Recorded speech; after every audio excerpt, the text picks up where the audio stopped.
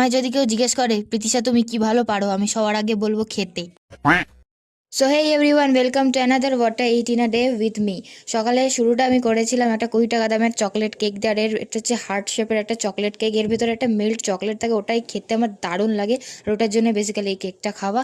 আর দুপুরবেলা খেয়েছিলাম শুধু চিকেন আর রাইস। আর এই চিকেনটা আমার মা এত ভালো করে যে কি বলবো, কারি পাতা দিয়ে, কারি পাতাও আছে অবশ্যের মধ্যে, জানি না কী কী আছে, বাট খুব ভালো লাগে। আর আরেক পিস আলু নিয়েছিলাম। আর আমার জানো তো চন্দ্রমুখী আলু খেতে খুব ভালো লাগে, আর যে আলু সিদ্ধ হয় না সেই আলু আমি সহ্য করতে পারি না।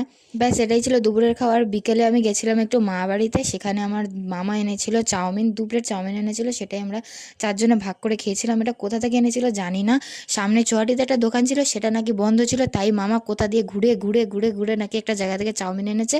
বাট এর টেস্টটা খুবই ভালো। আর রাত 8টার সময় আমি এটা খেয়েছিলাম, তাই রাতে আর অন্য কোনো খাবার খাইনি। তো এটাই ছিল আমার ডিনার। আজকের ভিডিওটা এতটা পর্যন্ত, দেখা হচ্ছে নেক্সট ভিডিওতে। সবাই খুব ভালো থেকো, টাটা।